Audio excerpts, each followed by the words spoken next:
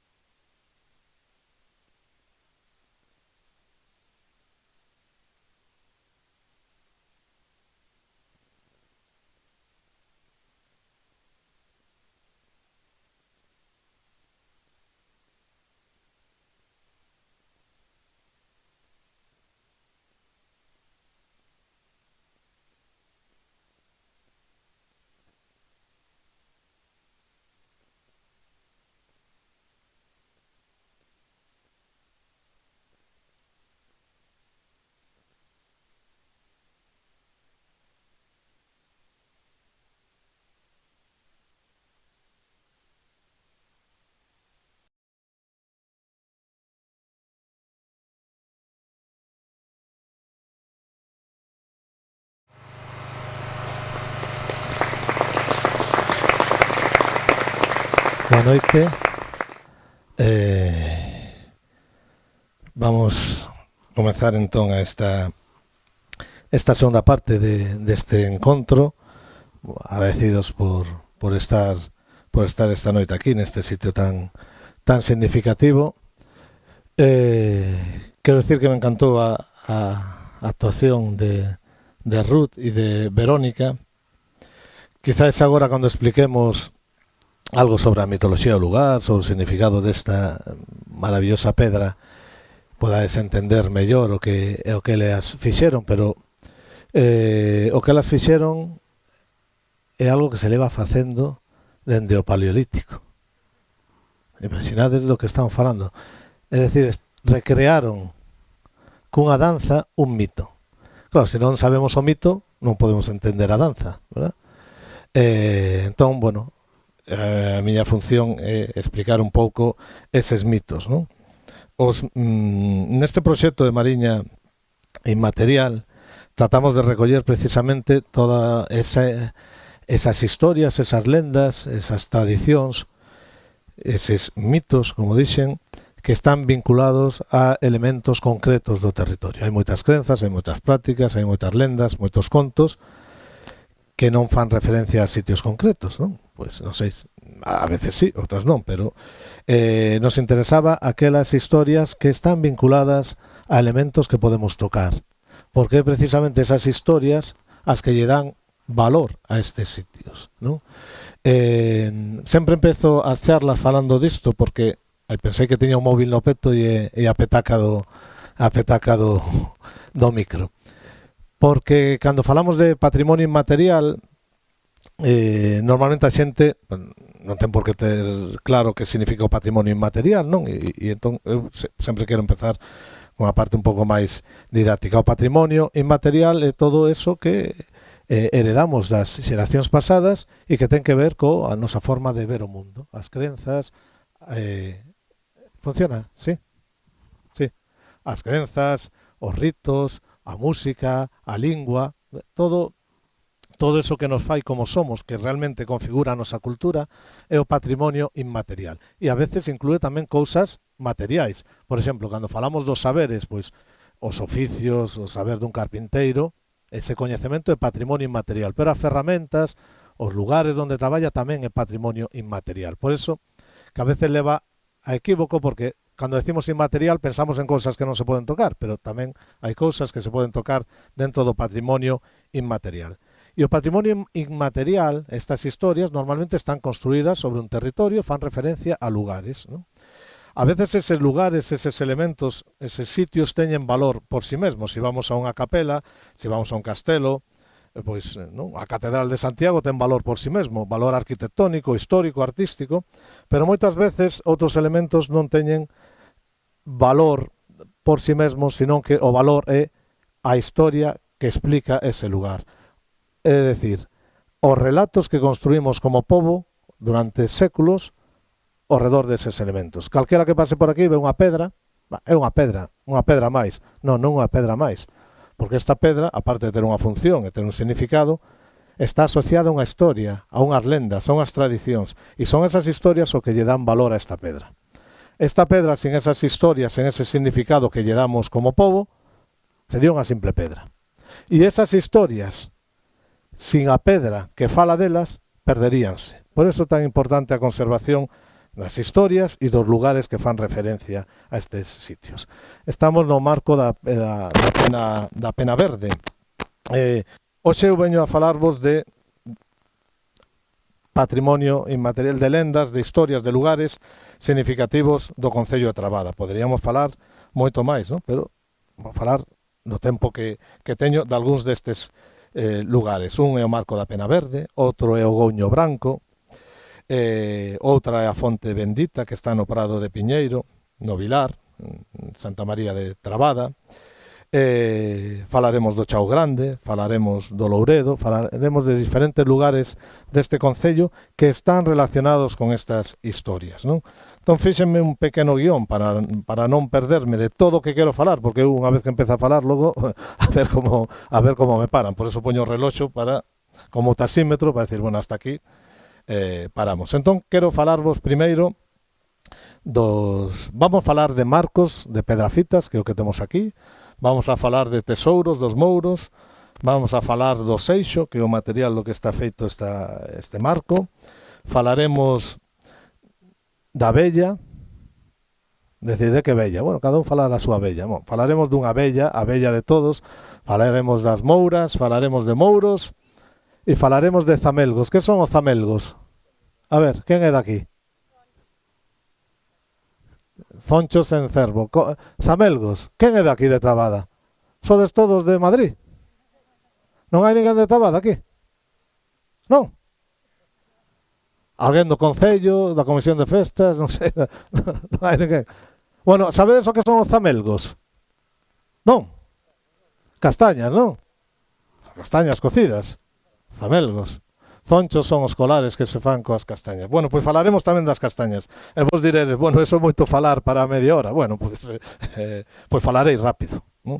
Eu cando estaba moi canso e tiñas poucas horas para dormir, meu pai decía, dorme deprisa que durmes máis. Non? Pois eu falarei deprisa para falar máis.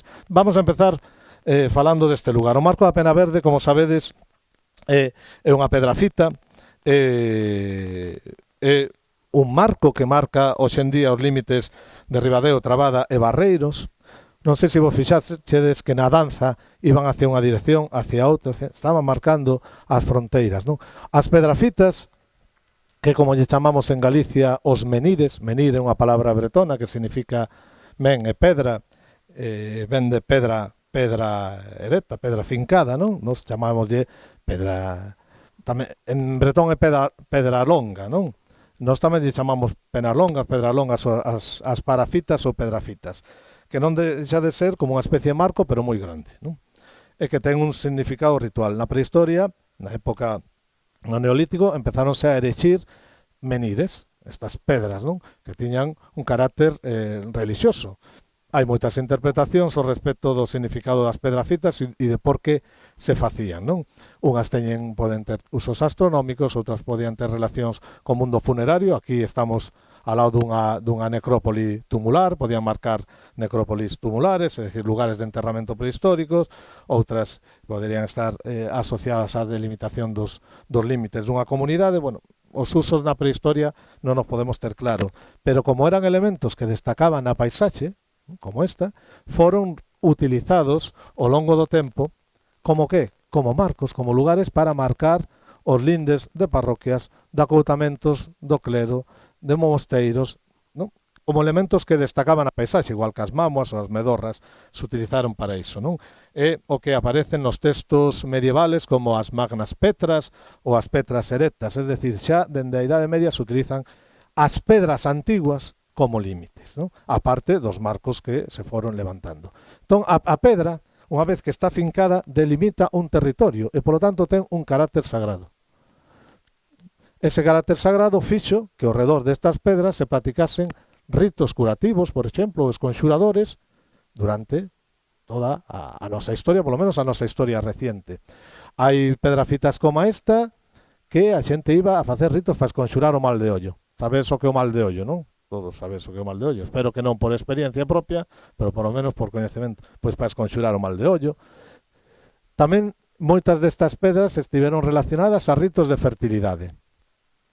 As mulleres que non podían ter fillos ou que pensaban que non podían ter fillos, porque sabes que antes, cando un matrimonio non podía ter fillos, sempre era culpa da muller, que non era fértil, non? Se equiparaba a muller á terra. Igual o que non funcionaba era o marido, pero aquela sempre eran as mulleres. Así que as mulleres andaban polo país tomando baños de 9 ondas, frotándose nas pedras de fonte en fonte para ver se podían concebir. Bueno, pois estas pedrafitas, pola súa forma fálica, entre outras cousas, foron lugares de fertilidade. Ainda hai hoxe en día en Galicia varias as que acudían as mulleres a frotar a barriga. Eu vou frotar un pouco a ver se reduzco un pouco de cintura para, en esa sorte de maxia simpática, que como se chama, non simpática porque faga gracia, senón por similitude, poder procrear. Así que as pedrafitas máis alá da súa orixe tiveron usos rituais e teñen usos rituais na nosa cultura popular. Ademais, como decía, delimita un espazo sagrado. Por qué? Porque as fronteiras sempre son sagradas, os límites son sagrados, eso sabe calquera en Galicia, verdad? Mover un marco, mover... Esto se está grabando. Bueno, si hai algún motivo polo que fenderlle a cabeza ao veciño é por moverche un marco. Porque, o sea, por qué? Por que tan importante? Porque mover un marco significa roubarlle terra ao dalao. Se lle roubas a terra, roubarlle a base da subsistencia nunha sociedade agraria como a galega. Por eso, as fronteiras son sagradas e as fronteiras veñen marcadas polos marcos. Así que mover un marco era algo tan penado, en determinadas culturas estaba penado, nas culturas xermánicas estaba penado coa morte, e en Galicia témolo penado con algo peor que a morte. Sabedes que lle pasa a xente que move un marco? Como este. Por exemplo, a ver, isto marcaba os límites das parroquias. Cando se crearon os concellos con un invento moderno, pois marcan os límites dos concellos. Pero o importante son as parroquias. Así que a ninguén se lle ocurra mover o marco. Porque quen mova un marco está condenado a vagar como alma en pena na Santa Compaña, cargando coa pedra por toda a eternidade. Pouca coña, que a pedra pesa, e toda a eternidade é bastante, así que eso é ainda peor que a morte, porque, bueno, se morres e descansas, pero se morres e tens que estar traballando, pois imaginade. Eso é a importancia, o sagrado dos marcos e dos límites. Así que eu teño recollido moitas historias neste país de xente que moveu un marco para collerlle terra ao veciño e despois se lle aparecía aos fillos para que pediran perdón ao veciño e volveran a mover o marco porque non podía descansar en paz. Vale?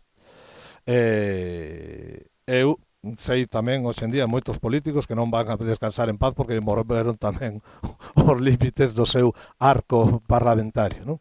Entón,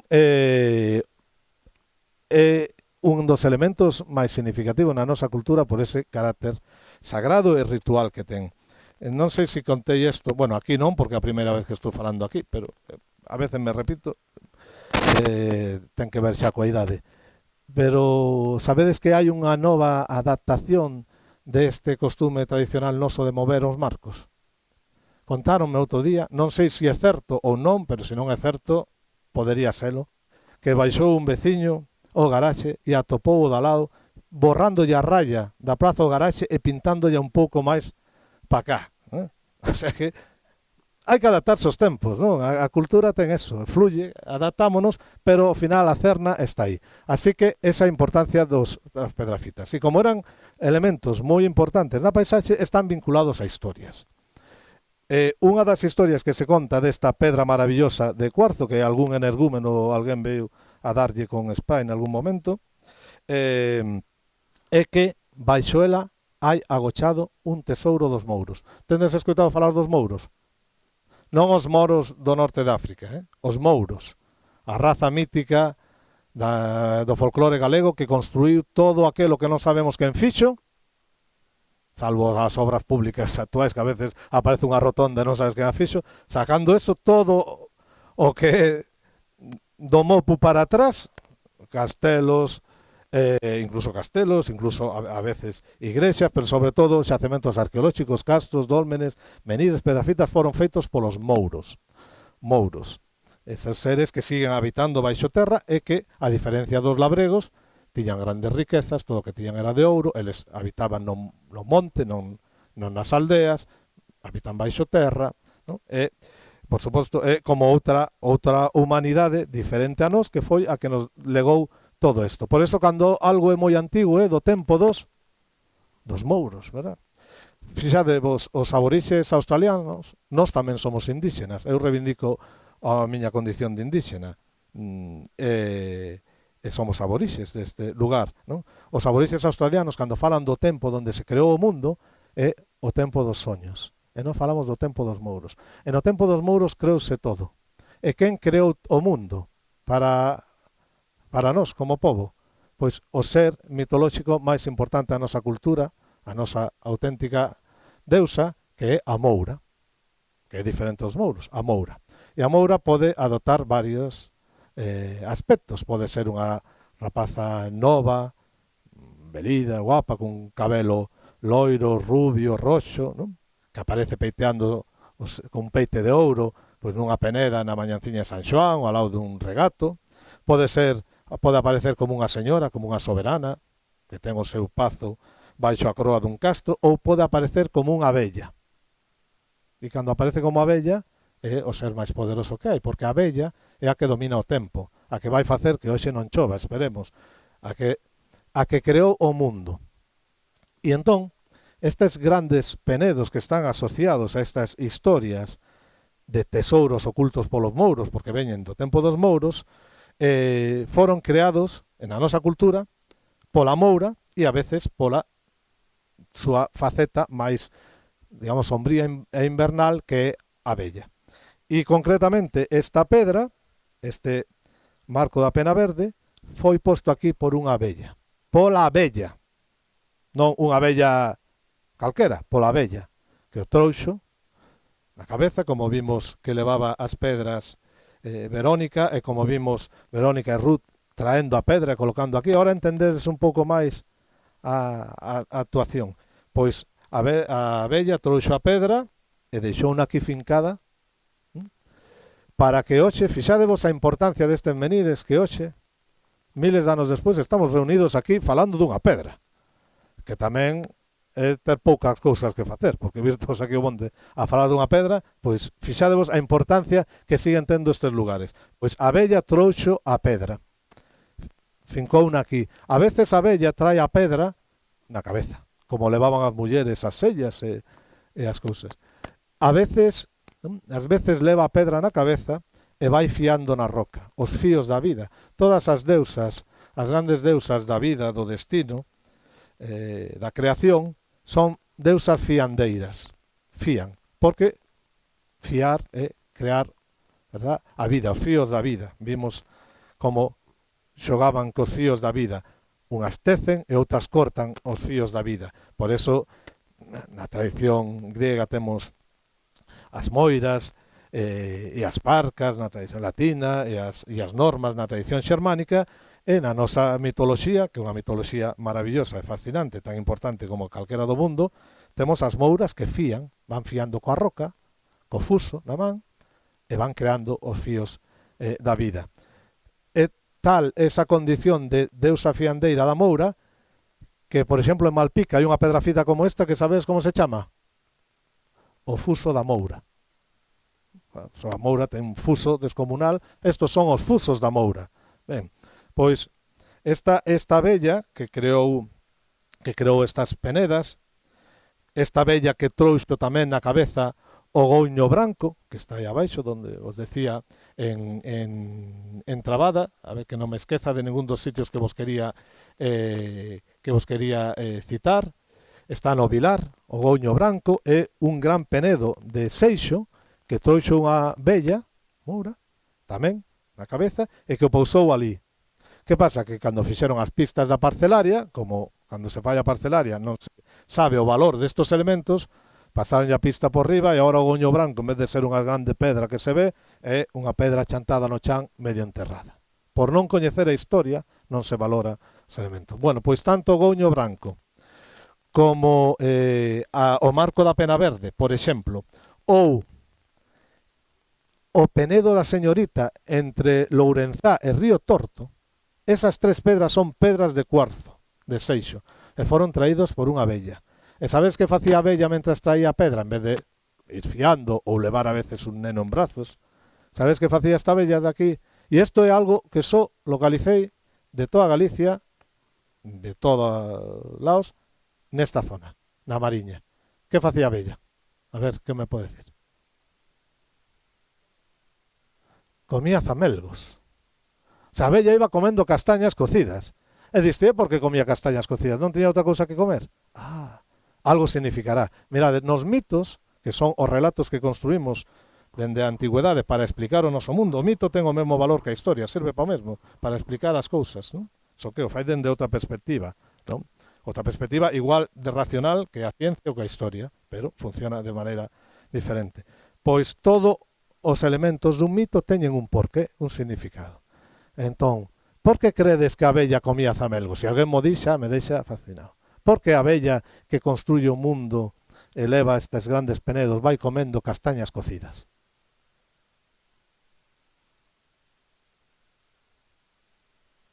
non comía perritos calientes, cachorros, como digan en Portugal. Comía zamelgos. Si comía zamelgos, si comía castañas cocidas, é porque as castañas cocidas teñen un significado. Fixadevos, existe unha lenda similar noutro lugar de Europa. O único sitio do mundo onde eu localicei exactamente a mesma idea é nunha pequena illa que está no medio Mediterráneo que se chama Malta, que é un país que é máis pequeno que Pontevedra, pero é un país. Realmente son 3 illas, ¿no? Pero son 2 habitadas. Bueno, pois Malta ten uns monumentos megalíticos con grandes pedras tremendos, algo impresionantes, un culto a deusa Nai e todo. E hai un en concreto na illa de Gozo que se chama Gigantiquia. O templo de Gigantiquia porque o fixo unha muller bella xigante que iba fiando na roca cun neno en brazos mentres comía fabas. Non sei se de Lourenzá comía fabas. Entón, é o mesmo, pero ela comía fabas. E aquí comían castañas cocidas. Quere decir que as castañas cocidas e as fabas teñen o mesmo significado. Por eso se poden cambiar. Ben, pois, por que come castaña? Mirade, a abella é o aspecto, como vos decía, da moura, a gran moura, máis invernal, máis sombrío, máis relacionado. Se as deusas crean os fíos da vida e dan a vida, as deusas que dan a vida tamén acollen na morte. Eso sempre así, a que dá a vida e a que acolle na morte. A terra dá vida e a terra acóllete na morte. Como se representa a Virxe María? O cristianismo tamén adopta esta iconografía e estas ideas para que sexa máis comprensible e para que a xente pudese asimilar unha religión nova que non tiña moita utilidade nas sociedades tradicionais desta zona de Europa. Como se representa a Virxe María normalmente? Bueno, digo eu, isto parece clase, preguntas, pero non hai feedback, entón será un monólogo. Represéntase como unha maternidade, verdad? Con neno en brazos, non? Ou como unha piedade, co Cristo crucificado en brazos, dando a vida ou acollendo na morte. Eso é o que fan as deusas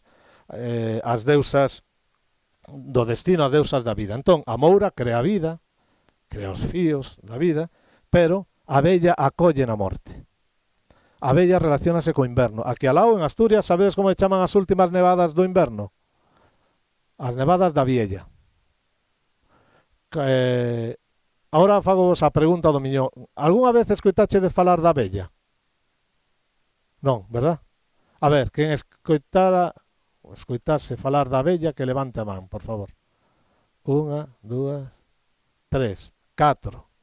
Nunca escoitache de falar da abella? Vale. Esta é unha pregunta con trampa. Eu pregunto agora, como se chama o arco iris en galego? Arco da abella. É porque se chama arco da abella. Pero crees que a xente pon os nomes como mopo as rotondas, así o chou? Pono por algo. Arco iris significa o arco da deusa grega Iris. Temos unha cantiga, isto xa o dixo unha vez, en castelán que dice: cuando llueve y hace sol sale el arco del Señor, porque na Biblia pon que o arco iris é a mostra do pacto entre o home, os seres humanos, neste caso, e Deus, non? Despois do diluvio, fixo arco. Ben, sempre se asociou ás deidades. Como nós tiñamos os nosos deusos, para nós non é iris, é a abella, o arco da abella. A abella é a que produce o calor polo día. Por eso, en galego, cando vai moita calor, dice, hoxe fornea a abella. A abella que fornea o calor. Por certo, se queredes ver o forno da abella, téndelo en Castroverde, aí en Lugo. Castroverde, no alto dun monte, está o forno da abella, onde facía o pan e logo iba a vender a Lugo por un túnel subterráneo. Canto hai de Castroverde a Lugo? Pois 20 e tantos ou 30 kilómetros. Pois por ali iba. Tamén a Sarabia, cando aparece pola mañán a Sarabia, dice, esta noite peneirou a abella. O sea, a abella é a que domina o tempo. A abella foi a que construiu o río Miño. Sabedes eso? Eso desde Lugo. O río Miño onde nace? Bueno, isto non vamos a facer preguntas de geografía porque entón podemos... Moi ben. E no Pedregal de Irimía. O Pedregal de Irimía son un montón, é unha morrena glacial, un montón de pedras que construiu a abella. A abella tiña ali o seu manancial de auga, viñeron os curas quixeronlle roubar auga e ela levou todas as pedras no mandil, chimpounos, taponou o manancial e deu orixen ao río Miño, o sea, o río máis importante de Galicia, despois do Lérez, que é o da miña cidade, fixo a Moura abella, a mesma que levantou esta pedra. Ben, pois a abella asóciase ao mundo do máis alá. A abella guía as almas ao máis alá, por eso se relaciona co inverno, ¿no? Por eso aparece no entroido tamén, por esa función. E entón dis, porque a abella, en moitas lendas, a abella é a que protexe as entradas ao inframundo, hai moitos relatos destos que explican por que a abella se vincula ao mundo máis alá. E entón, por que a abella come zamelgos? Por que come castañas cocidas? Porque as castañas cocidas están relacionadas coa morte. Nos magostos, que é un rito funerario, que facemos? Comemos castañas cocidas para que? Para axudar as almas do purgatorio a sair do purgatorio. Eso é unha crenza toda Galicia. Cada vez que comes castañas cocidas, axudas as almas do purgatorio a alcanzar a gloria eterna, sexa esa donde sexa. Aí xa cada un, xa sabedes que se di que no ceo hai moi boas vistas, pero no inferno mellor ambiente. Entón xa cada un elixe. Entón, existe tamén a crenza, cando facemos o magosto, picamos as castañas, verdad? Para que? Para que non estallen. Pero hai que deixar algunhas sin picar. Por que? Porque as castañas que estralan no magosto son almas que se liberan. Tamén existe a crenza de que cando chega inverno as almas dos difuntos métense nas castañas para estar quentiñas ali ao lado da lareira. Polo tanto, a castaña, porque é dunha árbore de longa duración, porque está envolta en dúas cáscaras, relaciónase coa morte e a resurrección. E por eso comer castañas, por eso os pequenos iban cos zonchos aos cemiterios a alumbrar coas castañas colgadas do pescozo, comendo castañas para axudar aos mortos. Así que a abella que come castañas é a abella que axuda as almas a escapar, a viaxar o alén, o máis alá. Nas zonas mediterráneas, o mesmo significado ten a fava. Sabes que a fava, se vedes a fava, ten forma de embrión, por eso se relaciona coa vida. E como ten manchas negras, tamén coa morte. Así que comer favas tamén axuda o tránsito das almas. E agora vamos a imos facer unha pirueta. E por que credes que se asocia comer castañas con que as almas, coa expulsión das almas, ou con facilitar que as almas cheguen ao máis alá, ou comer favas se asocia con que as almas vayan ao máis alá? Que producen as castañas e as favas? Gases! Aí está!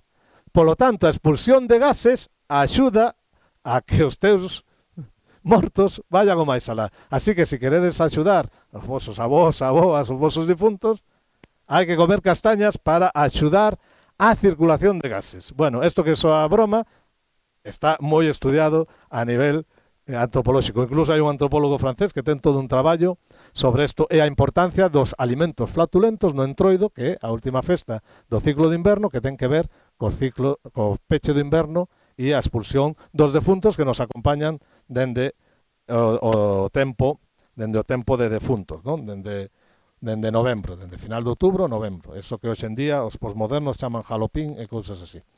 Ben, así que entendedes ahora a importancia do marco? Entendedes a importancia da abella? Entendedes mellor a danza cósmica, cosmogónica que nos fixeron? Entendedes a importancia de comer castañas cocidas? Si queredes ver os vosos antepasados, pois xa sabedes. Tenemos que estudiar si a mesma función ten a fabada. Pero bueno, eso ainda está por ver.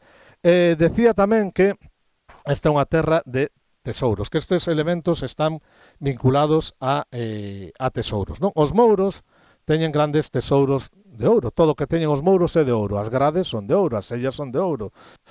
Os bois, as vacas, todo é de ouro. Por que? Porque a sociedade labrega vivía nunha situación normalmente de carestía. Entón, isto é como unha imaxe especular. Isto chámase a creación de identidade por un proceso de alteridade. Pero bueno, é dicir, para reforzar a tua identidade de labrego creas outra raza que é totalmente oposto a nós, non? Entón, que temos aquí en Trabada? Pois temos en Trabada, por exemplo, que no Chao Grande os mouros deixaron oculto unha grade de ouro.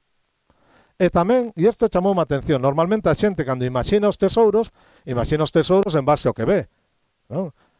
Pois se os mouros tiñan tesouros, pois que sería? Pois unha grade de ouro, un arado de ouro, unha sella de ouro, por exemplo, en Louredo hai enterrado unha sella de ouro dos mouros, non?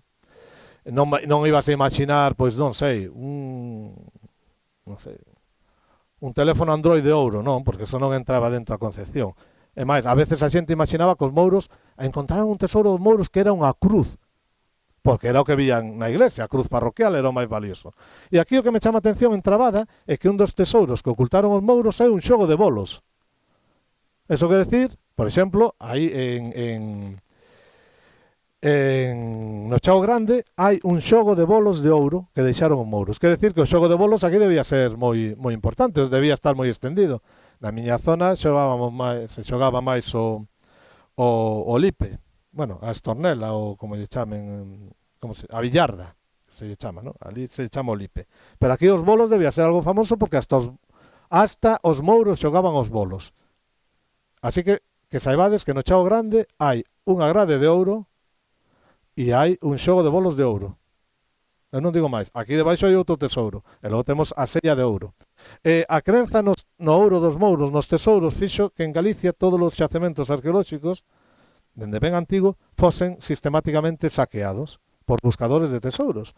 Pero ata hai nada, quero decir, ata hai moi pouquiños anos, que a xente iba a buscar esos tesouros, non? Como que hai aquí oculto. Pero atopar un tesouro dos mouros non é tan fácil, e conseguilo máis difícil todavía. Sabedes o que fai falta para conseguir un tesouro dos mouros? Digo por se alguén quere, a ver, eu non iría a sachar no Chao Grande porque pode ser unha prospección arqueolóxica ilegal, pero bueno, nun hipotético caso de que non houvese ese tipo de normativa, pois se alguén quere ir buscar un tesouro dos mouros como se facía hasta non hai moito, necesita primeiro saber onde está. Iso é de sentido común. E despois, como desencantalo, porque os tesouros dos mouros están encantados. Non é tan fácil, chego o furo, están encantados. Xa gustaría a Harry Potter coñecer a cultura galega. Están encantados, quer decir que están suxeitos a un lugar concreto a través de un feitizo, vale? Un feitizo. Entón, ti tes que saber as palabras, as fórmulas máxicas para desencantar o tesouro. Unha vez que sabes as palabras máxicas e desencantas o tesouro, entón xa podes cavar e conseguilo. Por eso, como a maior parte da xente ou ben non sabe onde están, neste caso vos xa sabedes onde están, pero non sabedes as palabras máxicas, pois garantizamos que o tesouro que está baixo o marco da pena verde siga aquí moitos anos máis, a non ser que a próxima condución de gas a metan por aquí, entón estamos fastidiados. Ben, pois para desencantar os tesouros, e isto non é broma, temos recollido un caso aínda aí a final dos anos 60 nunha aldea da zona da Cañiza, en Pontevedra, que foi todo o pueblo, o cura, con unha rapaza virgen a desencantar o tesouro que había no castro.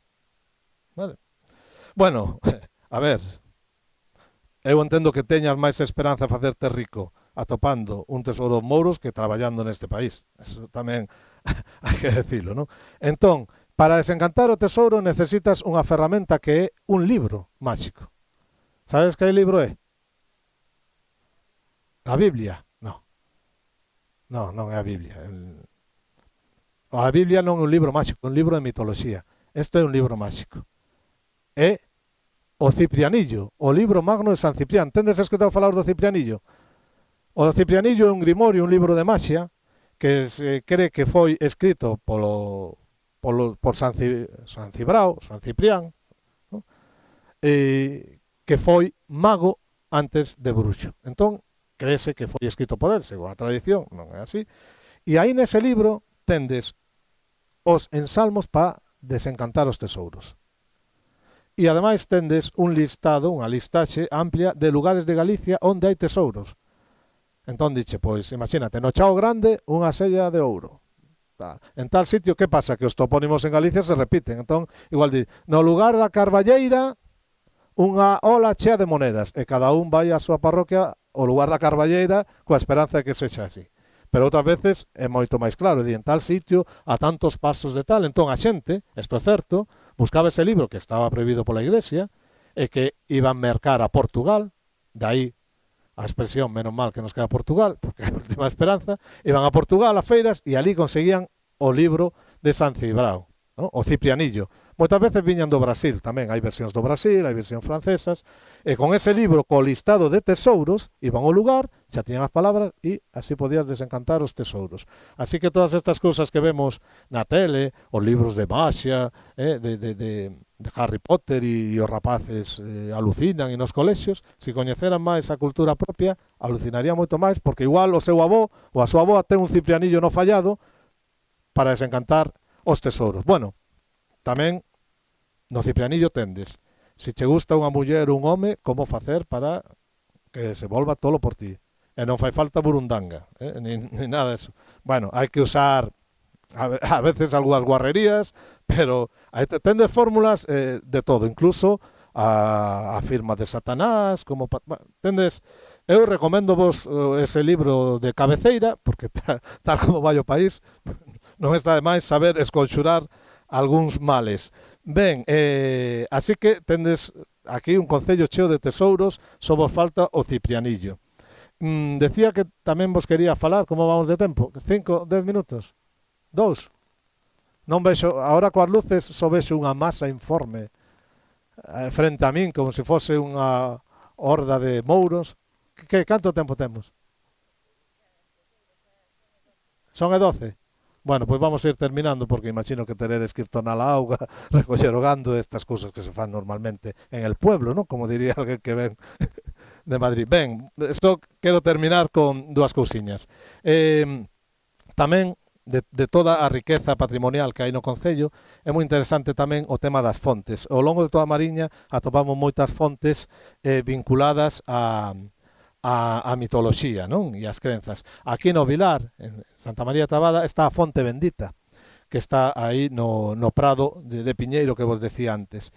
E hai unha historia preciosa que me contou a señora Cristina dali, e é que pasaba o obispo do Oviedo a cabalo pola zona, por aí había un camiño real que iba a Mondoñedo, e viñan mortos de sede cos cabalos. Estaban xa ao borde de morrer de sede. E ao chegar a ese lugar do monte, viron o manancial e gracias a él puderon beber os cabalos, puderon beber eles e non morreron os cabalos e se salvaron. Entón, o bispo do Oviedo decidiu bendecir a fonte e dende aquela quedou a Fonte Bendita ali como un manancial curativo, non? Tamén onde tendes a ermida do Santo Estevo, agora que me acabo de lembrar, sabes, o Santo Estevo, a ermida, pois ali tamén se fala que as casas que estaban abaixo, cando se fixeron, apareceron as tumbas dos mouros. Posiblemente, igual, aí houve algún xacemento arqueolóxico, pero tamén se fala desa tradición dos mouros. E, bueno, nesta capela tendes a imaxen de Santa Lucía, verdad? Santa Lucía para que abogosa? Para os ollos, sí, para a vista, verdad? Aquí nós temos en Galicia o que se podemos denominar un santoral policlínico. Temos un santo para cada doenza. É a seguridade social dos pobres. É a mutua dos pobres. É o que nos vai quedar cando se acabe coa seguridade social. Entón, é importante que saibades, se nada mal da vista, Santa Lucía. E cando vedes a imaxe de Santa Lucía, que ten Santa Lucía na bandexa? Os ollos. Pero é curioso que sai cos ollos, pero ela tamén sai cos ollos, non? Porque non queda así un pouco gore.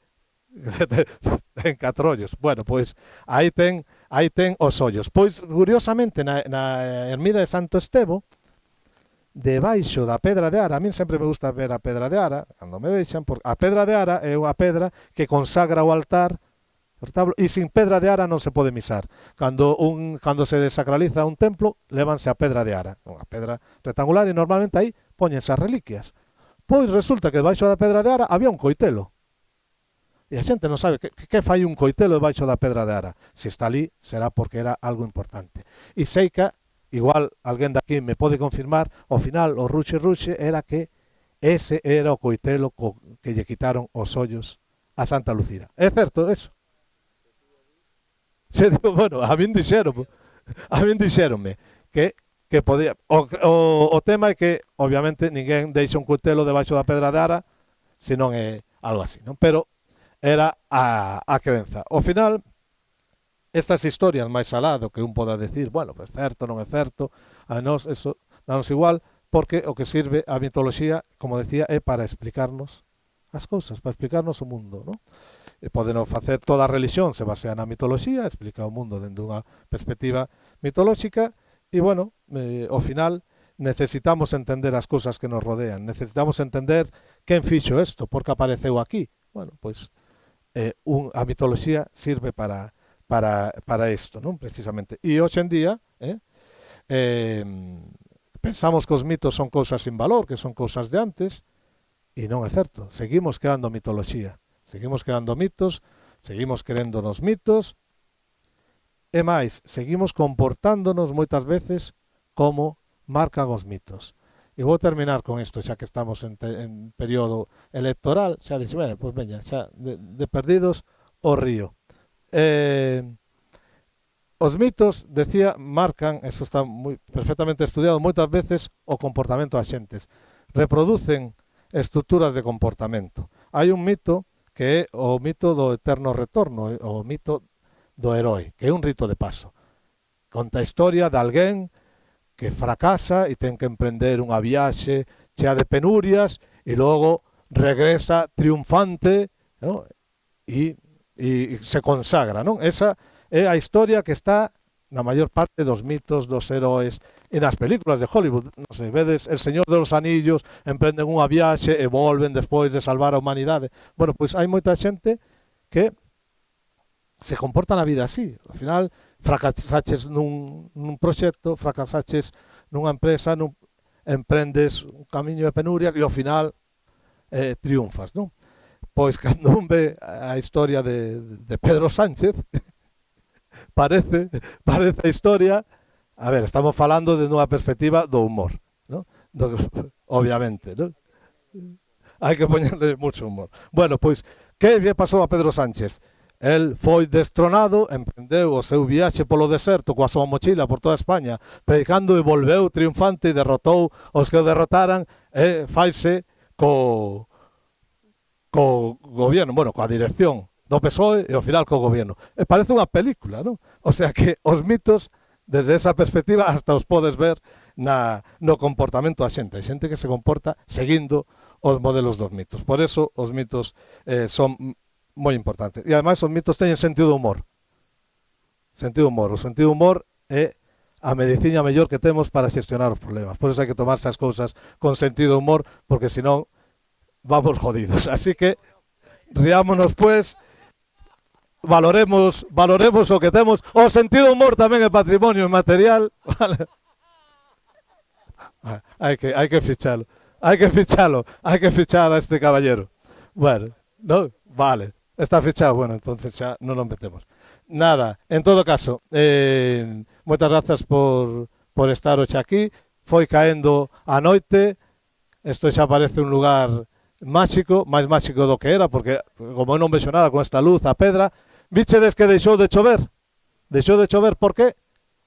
Pola vella, porque lle pedimos a vella que nos botara unha man, e nada, espero que esta breve charla sirva un pouco para valorar algo máis o noso patrimonio cultural, o noso patrimonio arqueolóxico e, neste caso, o legado que ten este Concello de Trabada, que, como vedes, é moi rico como todo o que hai na Mariña de Lugo, na que estamos facendo traballo.